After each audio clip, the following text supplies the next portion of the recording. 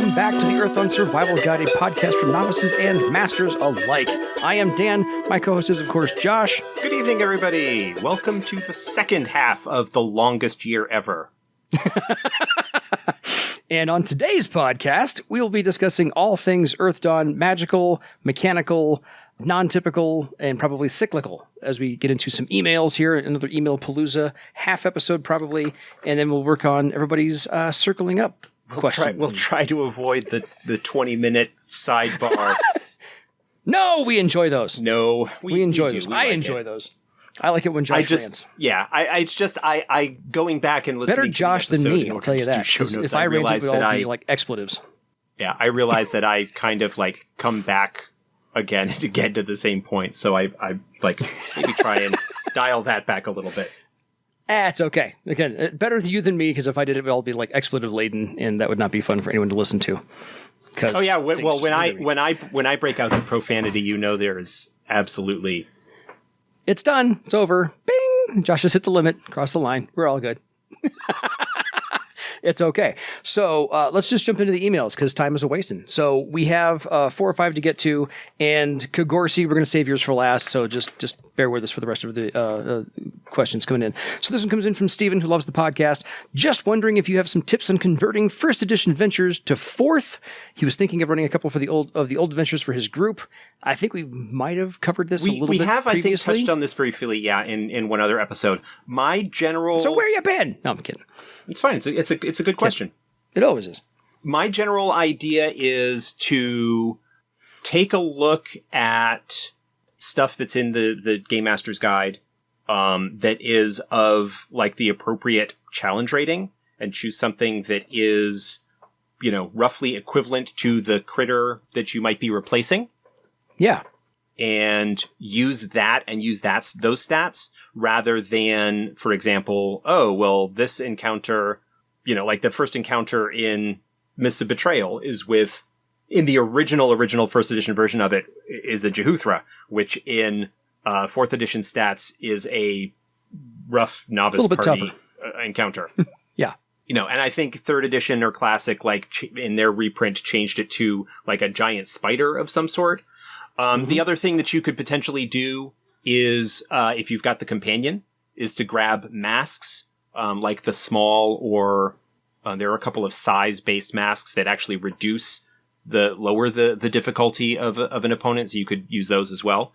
I know, for example, and a lot of this will depend on what circle group your group is, but on Morgan's blog, he did like an update of the Mist from Mists of Betrayal to like play around with some ideas that he has been working on as far as developing like boss encounters, because we've talked in the past about how the creatures in the book aren't really designed to be a single boss encounter for a group. Mm-hmm. So yeah, I mean, those are some things I would look at them as sort of plot framework, and then using appropriately scaled stat blocks from 4th edition with, you know, skinned onto whatever creature you think is appropriate.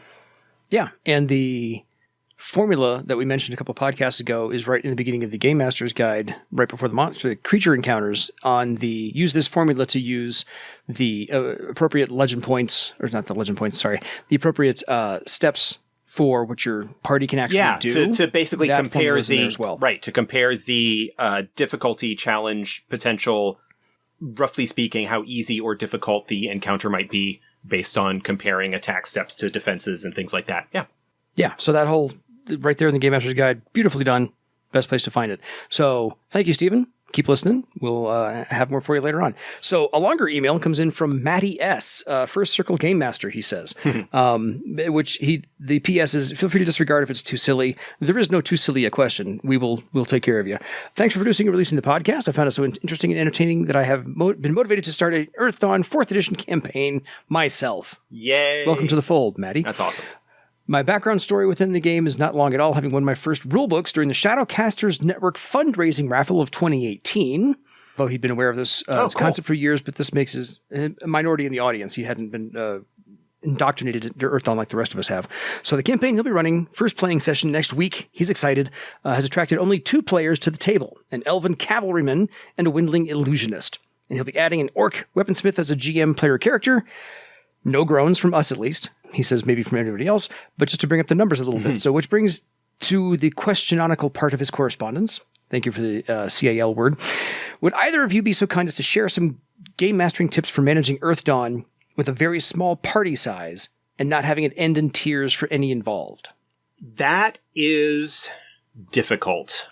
Cavalrymen, we talked about the cavalrymen a few episodes ago, and without the, if they're in a situation where they won't have their mount, that gets even tougher because they lose a lot of their ideal tricks. Having a support NPC as a weaponsmith is good. They can make a decent sort of support fighty character.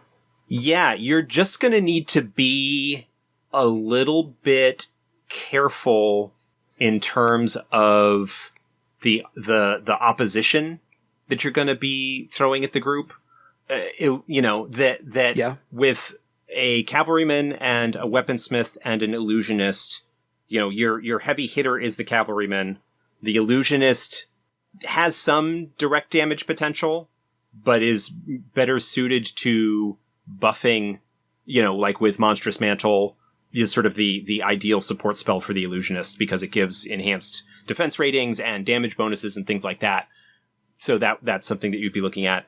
Yeah, it's just a matter of making sure that the opposition that you are putting up against them when it comes to combat situations is maybe even being a little bit generous to the characters in terms of like comparing the balance of attributes and steps and things like that. And especially you're going to want to be careful with how many enemies that they go up against. That's the big problem with any kind of small group is overwhelming them with numbers.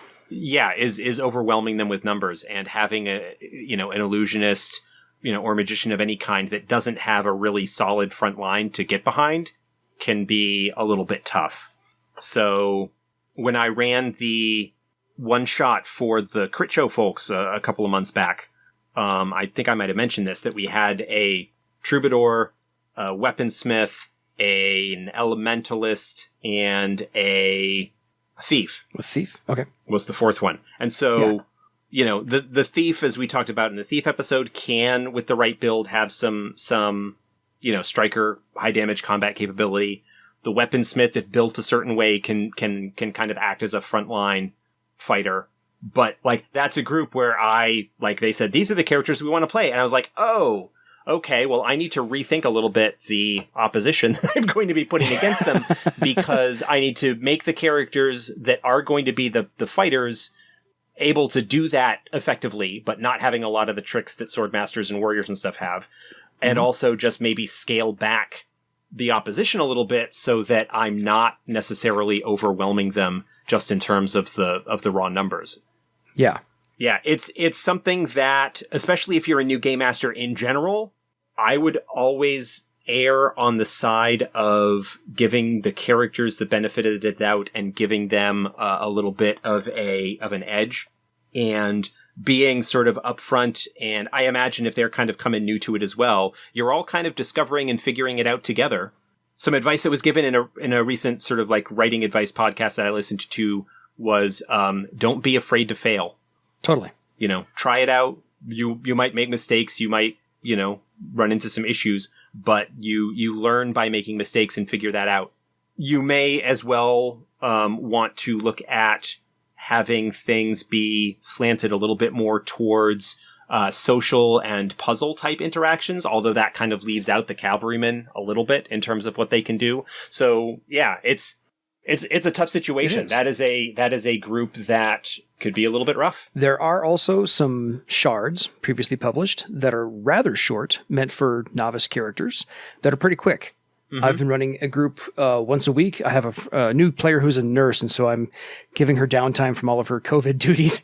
So I'm running her and another friend or two once a week, and party's only 2 or 3. On the best days, 3 people, but I'm running the shortest, lowest level shards that I possibly can, and I'm adjusting as necessary. So read one of those. They're available on FosseGames.com, and I'm not pumping in a product seriously.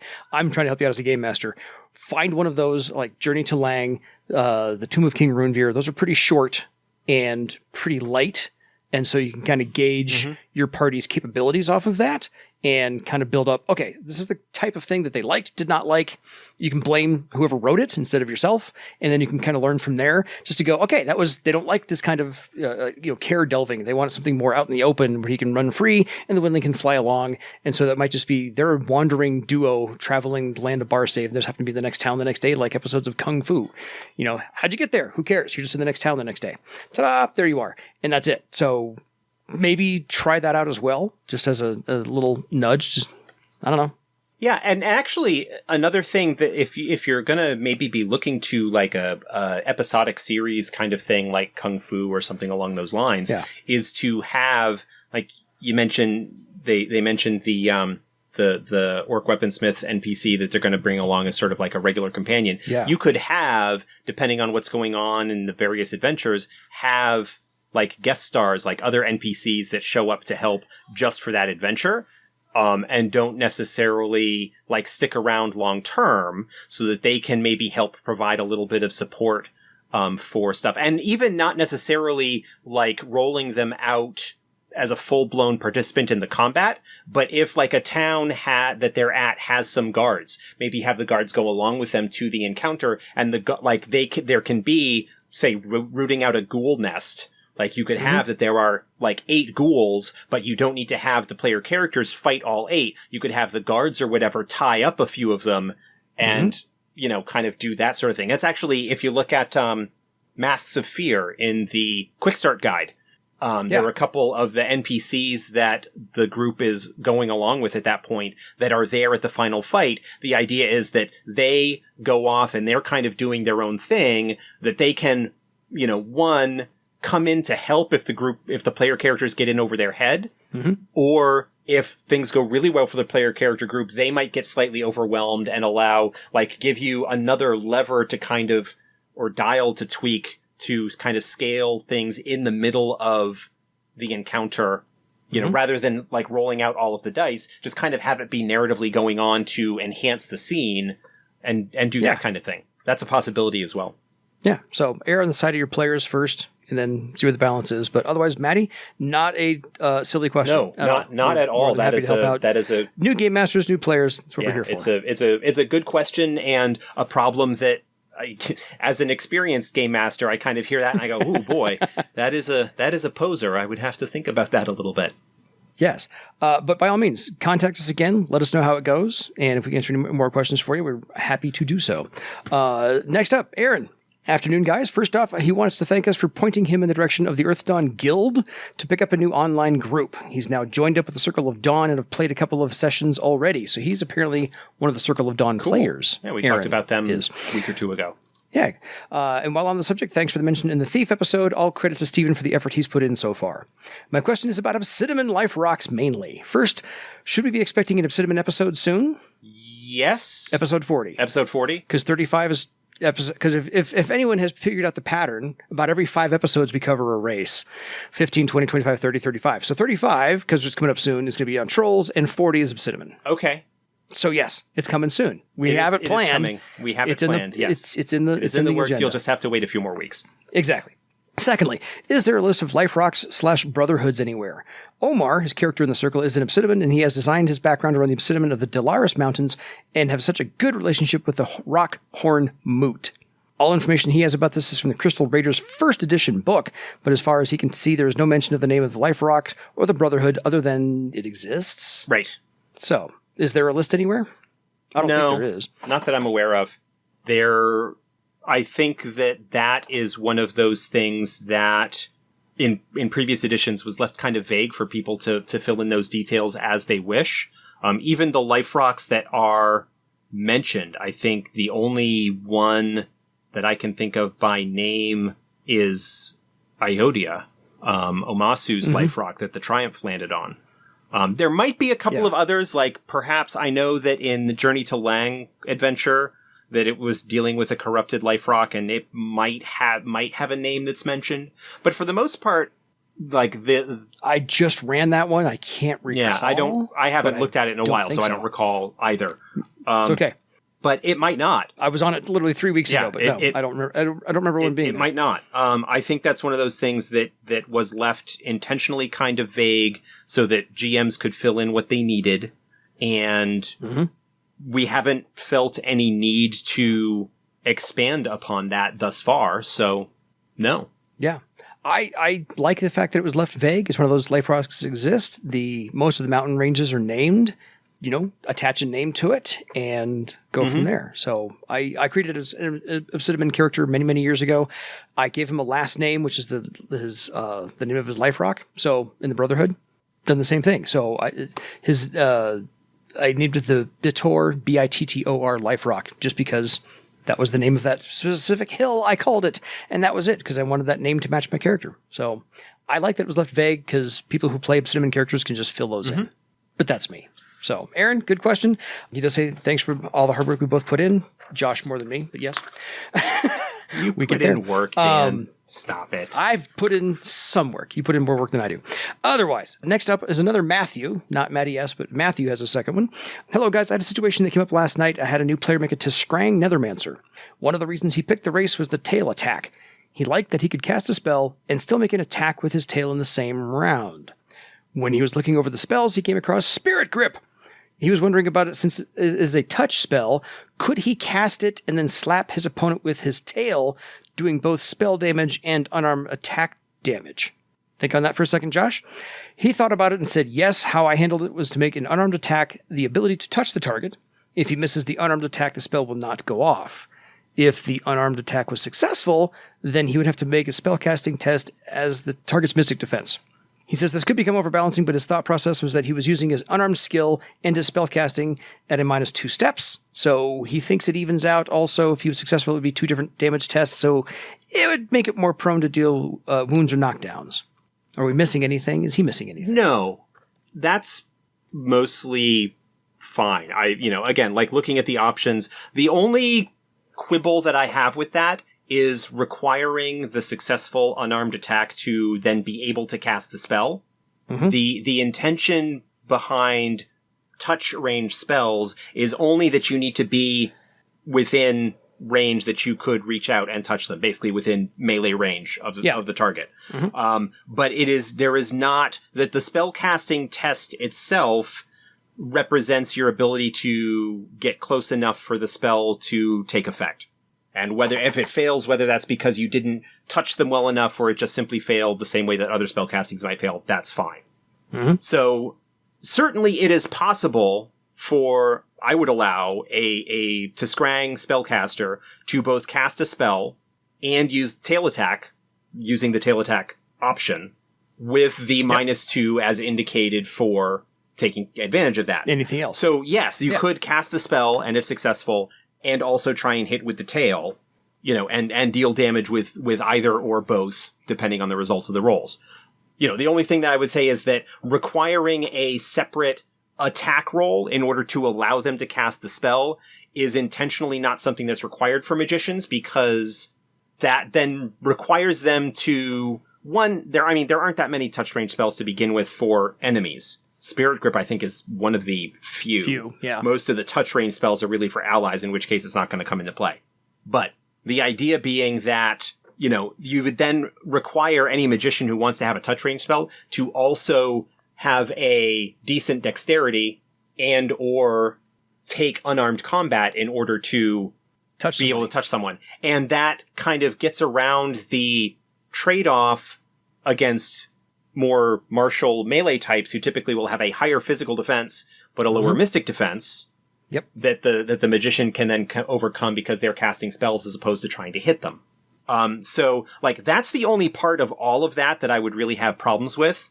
I am not sure from his question whether the player wanted to try and cast the touch spell using his tail rather than reaching out with his hand, but he was trying to hit him with the tail and cast the spell through the tail as the touch. That would be a case where I would be less inclined to allow them to both cast the spell and do the unarmed. But even in that case, at that point, like, you're still allowing the spell and the tail attack as two separate tests, each at a -2. If you want to skin that or narratively present that as I am casting the spell through my tail, how is that different from I hit him with my tail and reach out with my hand? From as long as you're handling the mechanics the same way, narratively, I don't think it makes a problem. And so that if one is successful and the other isn't, you either didn't get the spell off or didn't hit them well enough to actually cause any damage. But I would not have the ability to cast the spell require them to successfully hit. Fair. As long as you're consistent from here on out the exact same way, as long as you maintain the consistency, as Josh's point over numerous episodes in the past, as long as you're consistent for anybody who wants to do that, then you should be fine. Because you'll have plenty of chances for other people to poke holes in that method. So, to be clear, it would be a declaration of a tail attack in the same round that you're going to cast a spell. And then everything is at a -2. So the casting spell is at a -2 spell casting, and the tail attack is at a -2 to roll to hit. That's it. Okay. Right. I've got my book here right now real quickly. I want to double check something. Take your time. We can edit out the dead Looking at combat options. See specifically, tail attack makes an additional... So technically, tail attack allows an additional attack in close combat. It is a -2 to all. Which one could argue would not allow spellcasting because that is not a close combat attack. But for a touch spell, I would allow it. I was going to say the same thing. That was the only... It seemed like... Only caveat I would add on to that. Technically, as written, it's not something that's intended. Yes. But I would still... Like, it applies the -2 penalty to all tests. Yeah. Okay. So, yeah. As long as it's a touch spell only, I will allow it. Well, I could even potentially see where, like, you're casting a ranged spell at one target and tail attacking another, but at that point you're starting to get into the territory like you have with multiple attacks and whatnot, and that starts to seem a little bit hinky. So, yeah. But yeah, I can definitely see people based on the wording of the rule making the argument that no, you can't make a spell, you can't cast a spell and tail attack because you couldn't, say, for example, cast a spell and use, like, second weapon or something along those lines. Because spell casting is not a close combat attack. It is not against physical defense. But, I don't think it's that big a deal. Yeah. Like I said, I would just put a limit on it, and my only limit would be touch spell, tail attack is the only combination I'll allow. Otherwise, it's one or the other, not both. But that's just me. Just for some game balance so that person's not hogging all the combat dice rolls. But that's just me. So otherwise, he thanks us for the podcast. And Matthew, we thank you for listening. So let us know how that goes and if you find us off base. So other than that, it brings us to our last one of the day. Really. Yes. This is Kagorsi. Third or fourth email in. I'm not entirely sure. Probably the fourth. But it is, of course, in character. So allow me and indulge me if you possibly will. Greetings, Dan and Josh. I speak to you today with the scribe at hand after a most glorious day. Getting to hear the show where you finally discuss orcs has made me the most proud orc in all of Barsafe. The feeling it brought was like that of the Gahad washing over you in battle, plus the added excitement of seeing a double rainbow. I must thank Dan for making my name a part of your language and spreading my legend far beyond the lands in which I inhabit. If I die in my old age now, at least I will be happy. I still am feeling strong in mind and body, so perhaps I will still be here when you discuss important topics like Carafad and the Legends of Swordmasters, which only use two-handed weapons. Keep up the good work. We will. Okay. I did feel I should be at a loss for words after listening to the show, but of course I am not, because I am an orc. My questions this week are thus. Are you sure about those 10 rules to being an orc? My tribe has made peace with our neighbors, and perhaps it is the humans among us, but we like to bathe every once in a while. Bathing seems to increase your chances with the ladies of the other name-giver races. Do not tell the other orcs this secret, please. Most of the other stuff was agreeable, though. Will you discuss obsidian soon? Asked We already and talked answered. about that. Yep. We have never had one in the village. I've seen none the few times I have been to larger cities, and the discussions about obsidipoop has me intrigued. I notice I have, up to this point, been a little self-centered in what topics I have been interested in, and obsidian seems something I would like to know more about. I am certainly glad I do not frequent any establishment that would have a half-ton name-giver leaving the kiddies at the pool. No offense to the very large and very strong name-givers, which may really, really, really have to go number 2. Do the Muckers Guild members cry at the mere thought of it? Ha! In all seriousness, we are clueless about these things in my village. Do they eat rocks? Hold dyers? Trees? Why do they have men in their name if they aren't? And none of their other name givers have men in them either, which seems notable. Do they grow beards? Any hair? I am sure I had more questions, but in my excitement they have been forgotten. Keep up the great work, and I will speak to you again soon. Kogorsey. P.S. The scribe will talk with you later. He is tired, and much like if he were an orc, it is unwise to prod him when he would be like to be sleeping. So we'll get to the Obsidian stuff in the Obsidian episode. Those are all great questions. And we will endeavor to answer them when the time is right. I don't know if we'll cover the Muckers Guild at Obsidian at the time. Probably not. Probably not. I can tell you right now, no hair, don't grow beards. There you are. Yeah. I'll give you 2 freebies right now.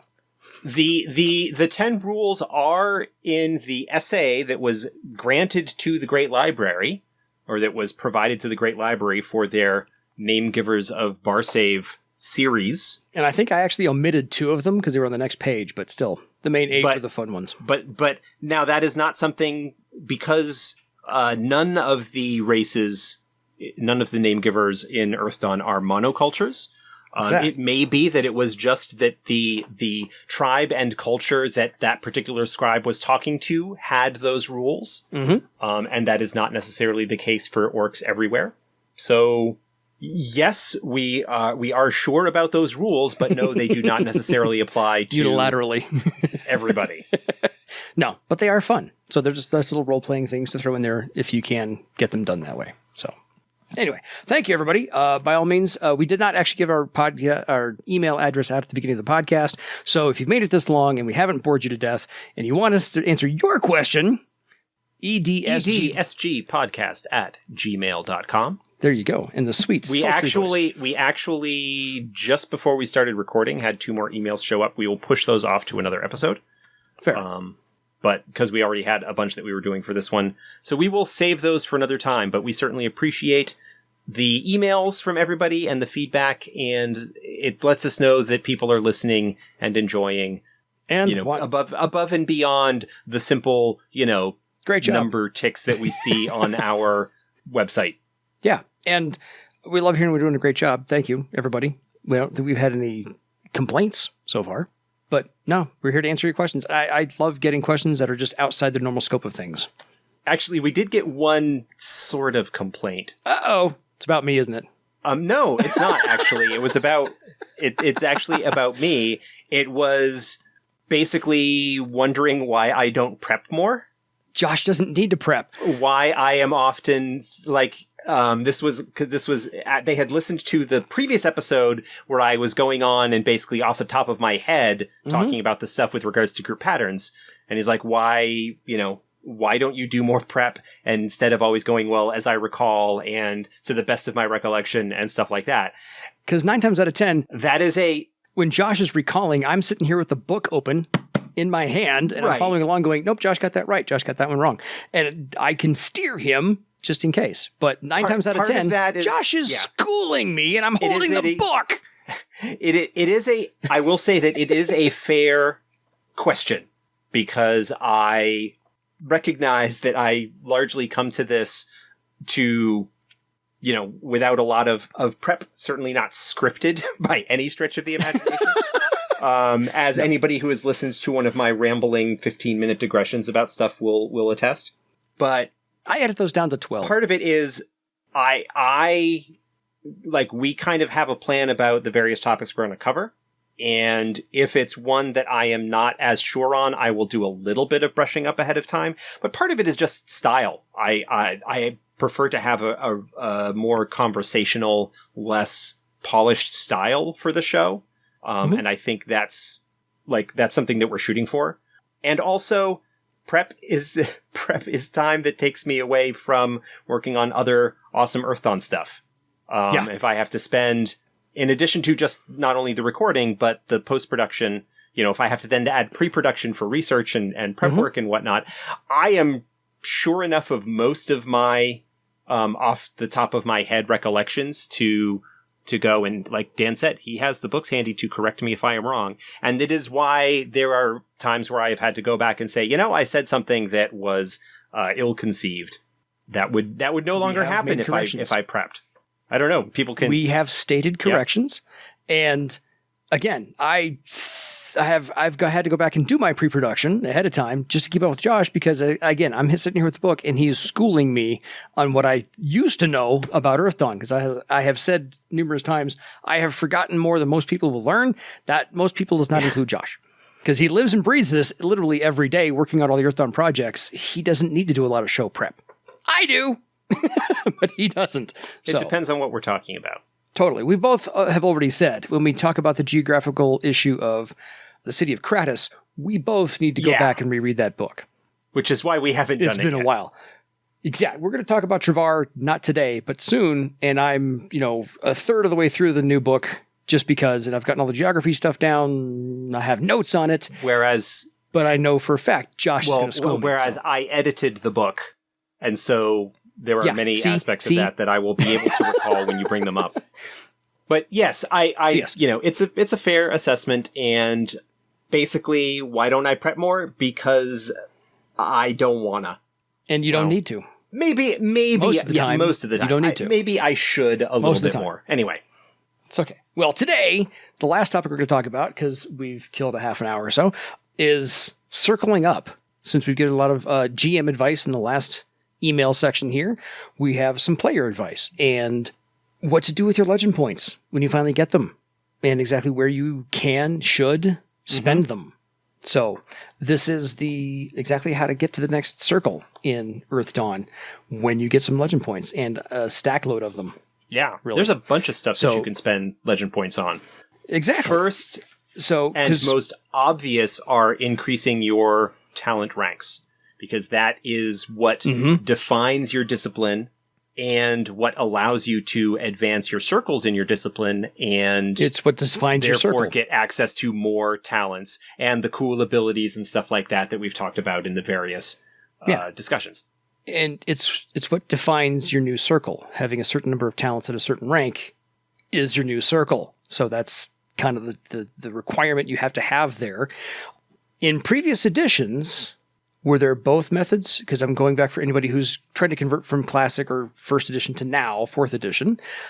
I know the using all talents to advance option we've mentioned before casually that was similar to, well, it's more or less a very, very similar progression to the original first and second edition and classic advancement scheme.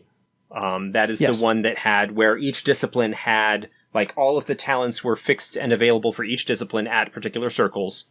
And in order to advance, you needed to have a certain number at a certain rank with at least one of them being from a particular circle. Yeah. So usually like the last circle you just had. When third edition fully knew that chart well. Yeah. When third edition fully implemented the talent options paradigm, sort of that change in how disciplines worked in terms of what was available to them. The number of talents, like the discipline talents, that is the fixed talents that were available at each circle, were assigned as the ones that needed to be advanced in order to progress through your circles. Uses the same number of talents and things that previous editions did. It just basically said, okay, these are the only ones that are going to advance. So, in one sense, the new system allows a little bit more flexibility of your character customization because you have that optional talent at each circle that you can choose to help define or steer what style of that discipline you're going to be. Like, are you going to be, for the Swordmaster, are you going to be more of a social type or are you going to be more of a combat type, for example, among the many other options that we've talked about for the other disciplines. But because the talents that needed to be advanced in order to qualify for your new circle were the same for all members of the discipline, there is also a certain amount of similarity that you're going to see across all of the adepts of a particular discipline. So all Swordmasters would have the same 5 talents from first circle at, whatever rank they are based on their circle. And so that basically you're still going to see the same kind of core abilities from a discipline. Just the X factor, the customization is going to be in the little extra tricks and style that kind of go along with that. So those are the kind of the two advancement schemes. If I were to actually be running a long-term campaign myself right now, I probably would lean towards doing the all talents to advance option, just to give that extra little bit of advancement flexibility for the players to really do what they want to do for their characters. Yeah. It's mostly what I have known being a character over the last 20 years is the all talents to advance option, because I usually just get all of my talents to the same rank. And then, oh, look, I'm a new circle. Ta-da. And then again, when I have to go up again and get more points, all talents to the same rank. Ta-da, I'm on another circle. So it just makes life easy. But in 4th edition, I think this is mathematically quicker. Correct me if I'm wrong, Josh. You know the math behind this. All your only requirements are that the character must have raised his discipline talents to a minimum rank. Right. And you must train with a higher circle member of your discipline. In one sense, the advancement is easier to present in the 4th edition talent option and 3rd edition paradigm, because it's basically you need to advance these talents, your discipline talents, which are the ones that are fixed at each circle. You need to raise them to this point to advance. There's no longer the added steps from the old style one of you need to have a certain number of talents, because it's possible. Let's say that you've got under the old system a character who was 4th circle and was going for 5th. They need to have 8 talents at rank 5 in order to qualify for 5th circle. One of those must be a 4th circle talent. But what you could do was, like, they didn't have to be 5 first, 1 second, 1 third, 1 fourth, the way that it is. You're correct. Look at the chart. Under the other system. It could be, because of the talents that you had available and what you decided to put your points into, you could have it be, like, both of your 4th, both of your 3rd, both of your 2nd, or 3 of your 2nd, depending on your discipline. If you're looking at the old one where some disciplines had 3 talents at 2nd circle. But and then not any of your 1st. I mean, that would be weird, because usually the talents you're getting at 1st circle are your bread and butter, and you're likely to have them higher anyway. And you've already had to raise them to a certain point to get to previous circles. So typically you tend to see the same, like, the talents that you are using being the ones that you advance. But it's possible that as long as you meet this certain number at this rank, and one of them must be from this circle, you can, like, kind of shift around your focus and where you're putting your points as things go along. Totally. Under that system, I had people like, I really need to get very, very good at my unarmed combat or my armed or my melee weapons. And they put 4 or 5 or 6 ranks in those as soon as they could and left everything else alone. They didn't go up circles, but they were really great at second. I mean, you can still do that now. There's nothing that prevents a character from doing that now. If you have, the points available and you're not looking necessarily to advance in circle as quickly as possible. You could definitely see, like, a spellcaster would want to maybe focus on spellcasting and thread weaving to get really, really good. Yeah. The problem, the thing that you sort of tend to run into is that you are spending, is that because of the way the cost chart advances with its Fibonacci series, where, the ranks get progressively more and more expensive as you advance. Yep. The number of legend points that you are earning, go back to our discussion from last week, are kind of incentivized kind of being a bit more balanced in terms of how you progress. So, I mean, you can spend your points wherever you want, but to get back to our original point, as we kind of sidetracked here into a discussion of historical advancement methods. What? No! The first thing that you generally would be looking to spend your legend points on are increasing your talent ranks, because those are your bread and butter. Yeah. So under 4th edition, technically, let's say someone's going to go from 4th circle to 5th circle. They've left every single optional talent at rank 1, because all they have to do is raise their discipline talents from rank 4 to rank 5. Or they might not have they could potentially even not have put any ranks into their optional talents at all. Exactly. So all you have to want to. There's nothing that requires you to take those. No, just saying. I'm just giving an example. Let's say they picked up all their talents, but they left all their options at rank 1, because whatever. But every discipline talent is now rank 4. They're going to put them all to rank 5, spending the thousands of legend points that's going to cost. Ta-da, your 5th circle. You still have a bunch of talents at rank 1, but you are officially 5th circle because all of your discipline talents are now rank 5. Right. Okay. You have displayed enough proficiency in the things that are important to your discipline that your trainer agrees to induct you into the higher mysteries of the journeyman tier. And there you go. So that's the major difference, is you can leave a lot of things at rank 1 in 4th edition, as long as your discipline talents are the proper rank. And the classic version, for lack of a better term, the former version. You could do the same thing. Yeah. I mean, you could do the same thing again, as long as you meet the requirements, Yes. however you might meet them. Yes. Then you can advance. There you are. So that's the major thing. So really, when you've got all those legend points, as to Josh's point, I always do my talents first as well, just because, I want to get a new circle because there's new stuff. Well, yeah, because it allows you to advance your circle. It gives you new stuff. It makes you better at the stuff that you're going to be doing most of the time anyway. My durability it's goes up. also easiest. Yes, and my durability to advance goes up. those, because it's just your durability goes up when you advance the circle. Yeah. But it's easiest to advance your talents because you just need to spend the day hanging out meditating. Mm-hmm. You don't need to pay a trainer. You don't need to do any kind of dedicated special work or anything like that. Yeah. Like you do if you were, say, trying to advance a skill, where you need to get taught by somebody and then spend some time sort of, practicing. And so you need to pay both the legend points to advance, but also spend a lot more time. And coin. And coin. Or advancing attributes, which use a similar sort of thing where there is some time constraint placed on them in order to advance. Yep. And, paying for training and tutoring as applicable for those. Talents are the easiest and most cost-effective, most beneficial, way really, of just increasing your character's abilities. Yeah. So that's how to go up a circle, essentially. Where else should people be spending their legend points after they get them? And after you raise your talents up enough, what do you have left over? You've got a couple hundred, maybe 1,000 left over. You can raise your attributes. Yeah, you can raise attributes. And I think we've talked a little bit about breakpoints and attributes earlier. Yeah. You can only, raise an attribute value up to 3, and it's a little bit pricey, very relatively speaking, early on to do that.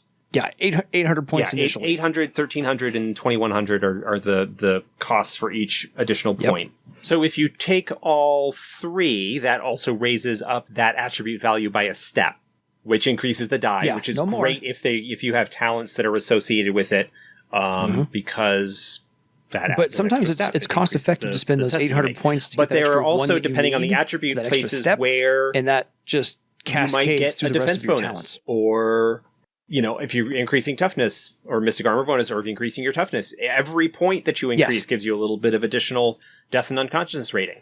And potentially, depending on where you are in the progression, might get an extra recovery test or a slightly higher wound threshold. So there are places that you can look at on the table and see, based on your initial, on your point distribution, where it might be most worthwhile for you to put some points initially. And this is something that you can maybe keep in the back of your mind when you're initially building your character, when you're putting the attribute values in and going, I can't get this quite as high as I want, but if I go 1 point lower, I can get this where I want, and then I can put my first attribute raise into this and actually get everything. Which I did. I did that when I built I'm playing a 4th edition Scout, and I came up 1 point short on getting the next step on my dexterity. And to scouts, that's kind of important. So I took my first an important attribute. I took my first 800 points, put them in my dexterity, and most of my talents just bumped up a whole another step. And that is a lot cheaper to do with 800 points than it is to spend all of that on every talent I had. Right. Yeah. That is definitely something to look at. Now, broadly speaking, in terms of cost effectiveness, attribute values, especially if you're looking at needing to spend 2 or even all 3 of the raises for that attribute in order to get the step.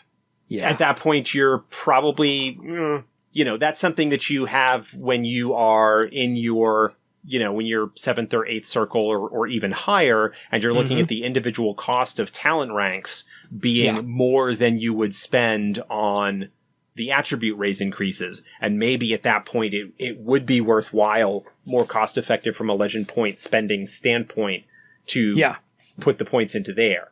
If you're 7th circle and you're looking to buy rank 8 in a talent, that costs more than 3,400 points. Yeah. Yeah. That costs more than 2 attribute raise points, even if there is some money and time consideration there that wouldn't be in place for a talent. So, again, like group patterns, like we talked about, there comes a point where the benefit that you can get from them in terms of the mechanical advantage becomes really cost effective at a certain point. Mm-hmm. Similar to how a second discipline in earlier editions, because of the way that the math worked on that, became really, really attractive at a certain point because the cost that it was involved in terms of gaining that second discipline and advancing all of the talents that you didn't already have, you could get a lot of new stuff up very, very quickly compared to the advancement that you would be seeing in your primary discipline. And so it became mathematically incentivized, even if narratively it wasn't something that was supposed to be particularly common. So we have talent increases, we got attribute increases. Clearly, you can, of course, up a skill. Skills, yeah. I mean, skills but are, they're a little more costly because they take more time. But a little bit more costly. They take a little bit more time. They take a little bit more legend points comparatively. But yes, it can be nice to pick up some useful things, even if you're only picking up 2 or 3 ranks in them, to have them, either things that might be talent options for you, for your discipline, but you want to take something else for some reason. Yeah.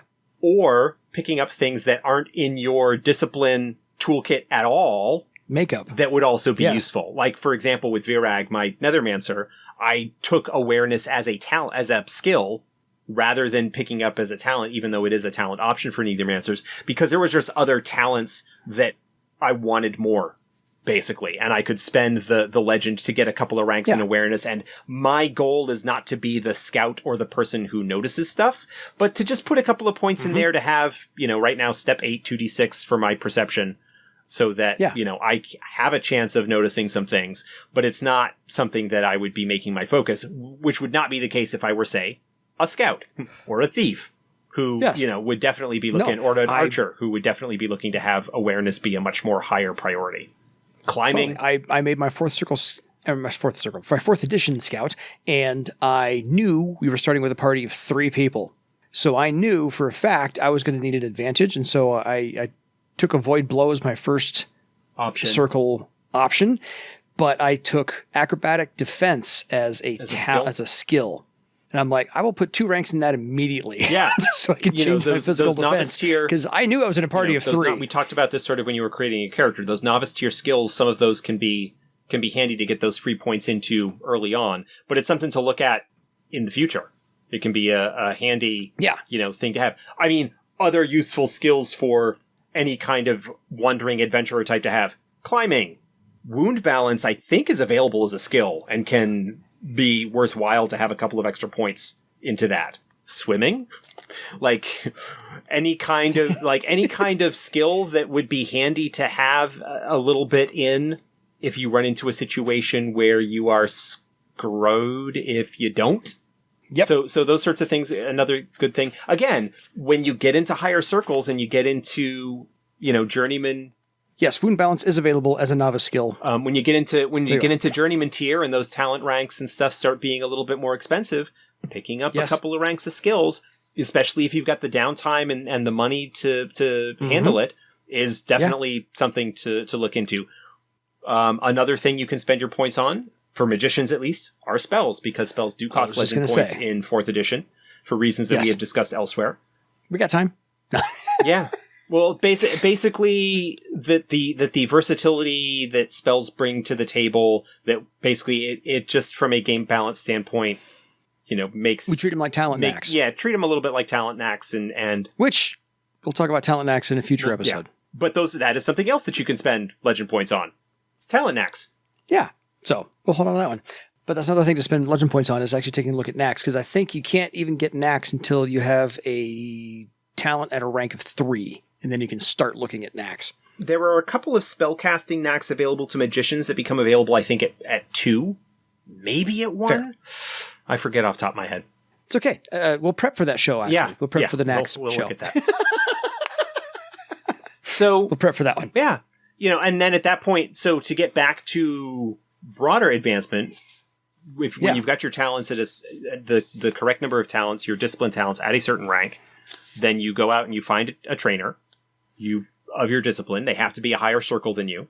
Mm-hmm. You work out some kind of arrangement. Usually you pay them money to train you, and you spend some time training, and once you are done, you are initiated into the new circle of the discipline, and you gain access to your new discipline talent and have a new option slot that you can fill, and there's more things that you can now spend legend points on. Something else that you can spend legend points on, we talked about this last week, threads in general, but like group pattern threads. If you want to use or take advantage of a threaded magical item, you need to spend legend points to weave those threads. Yes. Have we talked about thread items and learning them and using them? No. Yet? That's okay. That's slated. We will soon. talk about that in the future. That's slated soon. My only other 33 question. episodes, I'm losing track of what we have talked about. Again, Josh lives and breathes this more often than I do, but I try to keep him on track. We got a few minutes before we hit the hour mark. I figure we can probably squeeze in about 3 minutes or maybe 4 minutes on legendary status. Oh, Since we're talking yes. about legend points and how to use them and how they accumulate. This is your running odometer on your car. Yeah, so legendary status. You really, generally speaking, you should be tracking two different values when you have your legend points, when you get an award. Yes. One is your total legend. That is how many legend points you have earned over the course of your adventures from the beginning. And this is a number that just keeps going up and up and up and up and up, and can sort of be equivalent to, like, experience point total in mileage on your car. Yeah, or experience in D&D. Like, it just keeps going up and whatnot. Always. Where then you've also got the other aspect of that is your current legend, which is how many points you actually have available to spend to raise talents and things like that. That is more akin to games like the World of Darkness games, or any other game where you earn experience that is then spent to advance your abilities. This is your trip meter on your tank of gas that you reset when you get a tank of gas. We'll go with that. That's fine. I've used that analogy for 25 years and nobody's ever been confused. I'm not confused by it. I'm not confused by it. I don't follow. Anyway, so you have these two values, and so your current legend basically determines what you are able to do in terms of raising talents and weaving threads and learning skills and all of that stuff. Your total legend points is, roughly speaking, a measure of your overall fame, your overall notoriety, how likely it is for people to have heard of you, for stories of you to have been circulated elsewhere. And I love the use of the word renown. Yeah. Your renown. And this is a little bit separate from whatever reputation you might have for people that you have actually worked with and worked for in the course of your adventures or dealt with, because they will actually know you as opposed to having heard stories. But when your total legend points reach certain thresholds, you get bonuses to interaction tests with people who have heard of you, and something else that I am now forgetting. Rep. I know there are two things that are on the chart, and I'm trying to call it to mind, and I even got the PDF up here, but I don't have it on the right page. I was going to say, because I remember the old chart used to be legendary status, you'd only ever get to 5. Right. And it used to be a limit of like 10,000, 25,000, like 1 million, 40, I think, was the top level. I'm flipping to the page. Way up there. Remember the first two were 10,000 and 25,000. And then I think the next one was like 100. It's okay. But it was, way up there. Gotcha. Okay. New chart. Renown. You mentioned it and I forgot what it was. Renown is basically the difficulty number for people to roll a test against to see if they have heard of you. So if you utter the phrase, "Don't you know who I am?" This is what they get to roll on. So so I'm looking at the chart here now. If you have 10,000 or fewer legend points, your renown difficulty is 16, which is that's kind of high, and you get no reputation bonus. And generally speaking, outside of the people that you have directly interacted with, nobody's heard of you. Once you break the 10,000 point mark, but less than 100,000, your renown difficulty goes down to 12. But for anybody who has heard of you, you get a +2 bonus to any interaction test that you make with them because of the reputation that you have earned and the fact that they have heard of you. Now, you know, odds are that it's only people in sort of the biggest cities that might have heard of you, places where the news would circulate through more frequently. Mm-hmm. But you can take advantage of that. Word of mouth spreads. Over 100,000 up to 1 million, your renown difficulty drops even further down to 9. You get a +4 bonus to interaction tests. And at that point, your name is likely to be recognizable to most people, even if they might not know a lot of details. But oh, yes, I have heard of you. And then once you get more than a million, your renown difficulty drops to a 7, which basically means everybody has heard of you and has heard stories true or made up about you, and you get a +6 bonus to your reputation bonus to any in your action tests. You are at that point, you are a living legend. Dread Pirate Roberts, to grab a pop culture reference, exactly, is someone who has a renown of 7. Only using that as a recognition of that as somebody that everybody has heard of. We're going to set aside the whole, well, how does that work in Earthdawn, where it's actually different people that are the Dread Pirate Roberts, and how does that work? That is a completely separate issue. We're not going to go there. But that's the sort of thing, right? These are the celebrities. These are the name recognition. Mm-hmm. You know, in that the tier right below that 100,000 to 1 million range, that is, you are a celebrity within a particular like subculture. Like people who follow Swordmasters, like people who follow and know about Swordmasters will know the slightly less famous Swordmasters. But for example, the renown scores, right? If you are meeting somebody of your discipline, they could make a half magic test against that renown to see if they've heard of you. Because part of the half magic of all disciplines is to have knowledge and lore and information about other practitioners of their discipline. So that would be one example. Yes. So there's that sort of thing. Now, there is a downside that potentially comes with being famous, and that is that people will seek you out. If you are famous, people will, and you show up in a town, and people have heard of you as a famous adept, they will want you to solve their problems. And you may not want to, but you kind of need to, because that's what they expect of you. Well, keep your appearances up, because otherwise bad rumors will begin to spread, and you'll need your interaction bonus to correct those rumors when presented with them. So there's kind of all of that goes along with that. And adventuring groups kind of go along with that, and these don't necessarily need to be a true pattern group like we discussed last week. This could be any kind of group that works together and is known to travel together, can collectively, like the group would have a Gestalt renown score that is kind of based on the legend point fame of the members of that group. Like the Redeemers of Sinnoh. As we brought up last week. Yeah. Yes. So, you know, and that you don't necessarily need to be a named true pattern group. You can still be a group, you know, and gain fame for being that. You know, at that point, you're looking at things like Orc Mercenary Cavalries or, you know, other groups like that, you know, that might be famous for their deeds as a unit or as a company, that kind of thing. Yeah, fair enough. The only thing we didn't actually cover was exactly how spells are purchased, which is, of course, you said legend points, but there's a really easy scale for that. It's whatever circle it is times 100 in legend points for the new spell you want to learn. It costs silver pieces. That's the money cost is 100 times the circle. That's the money cost. The legend cost is equal to a novice tier talent of that rank. So if you're trying to learn a 5th circle spell, it costs whatever. It's 1,300 for rank 5 and a novice tier talent? I think it's 200 to start, yeah. Oh, 8. No, sorry. One novice tier. Right.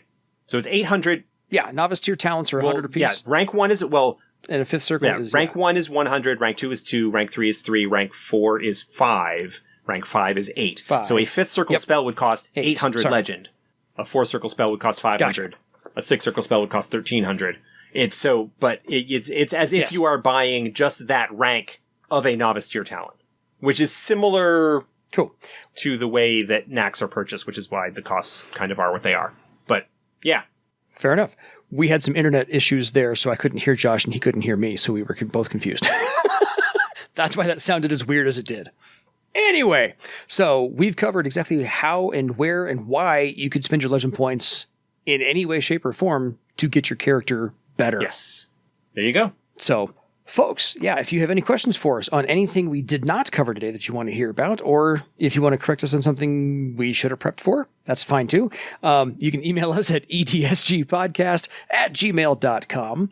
Any final thoughts on anything today, Yes, we didn't actually go over this at the top of the show. We have a new Kickstarter.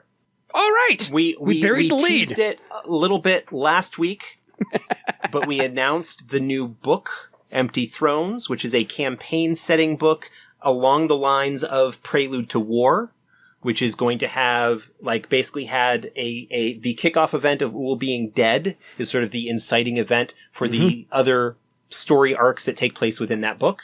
Kickstarter is going now, as of this recording. It launched 2 days ago. It launched on Monday, June 29th. Yep. This episode actually will have been up for about a week as of the time this episode goes live. About a week and a half.